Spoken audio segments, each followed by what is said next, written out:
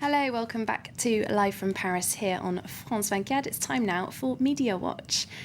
And joining me here in the studio for that is James Creedon. James, we're starting with a story that we've just been talking about in business there. The UBS trader Kweku Adeboli, who's been accused of having cost the Swiss bank UBS 1.5 billion euros. And he's been kind of researched quite heavily online. This is it, I suppose, Catherine, the way things go now. If you put a foot astray, the first thing that journalists do is they go online, they Google you, they go on your Facebook page and they try to glean as much information about you as they can before putting it out for the whole world to see. So basically, if we have a look here at Storyful, this is a website that verifies information found online. They say that the Financial Times was the first to do this. 4 of their journalists went on his Facebook page and determined that he had 470 friends. They got all sorts of information about his musical tastes, put it out there for the whole world to see. I suppose perhaps a little bit more interestingly, they also managed to locate various status updates he put up. For example, in early August, can we shut down the global markets for a week so everyone can just chill out?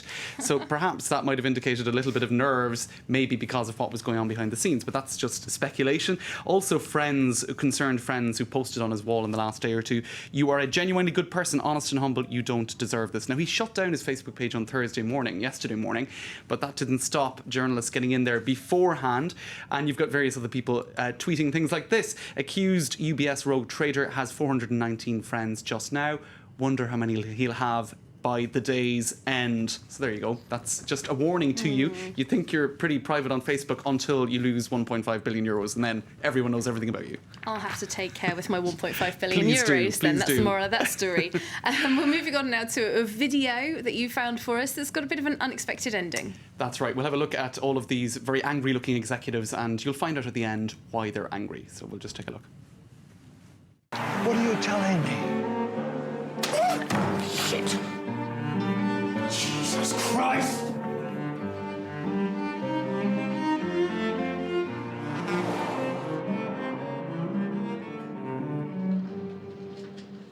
Mr. Ambassador, there seems to have been some misunderstanding. You want me to relax?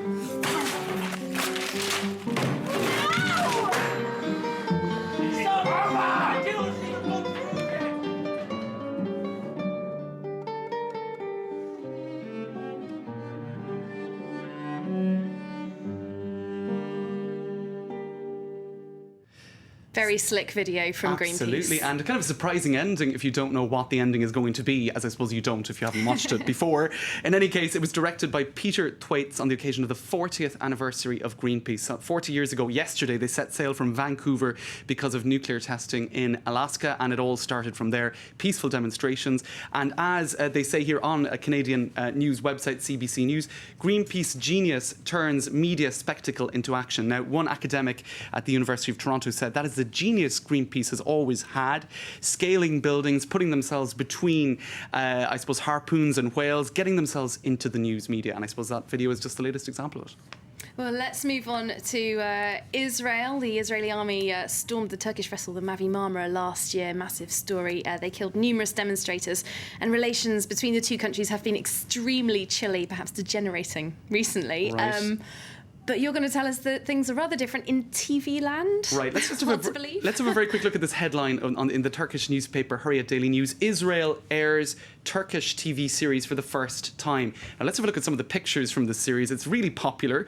It's called Menekşe ile Halil. It's about 2, I suppose, very good-looking TV stars. They've had a massive success in the Arab world, perhaps less surprisingly. And here, for the last number of weeks, it's been on Israeli TV, subtitled in Hebrew, despite all of the political problems around it, and it's having a huge success. Quite a nice story then, really. Perhaps healing diplomatic tensions through telly, which is what we try to do all the time, That's isn't what it? we've just done right now. Thanks very much, James Creedon. And that was Media Watch here on France 24. Well, that's it for this half hour, but do stay with us here on France 24. We've got more news coming up for you very shortly.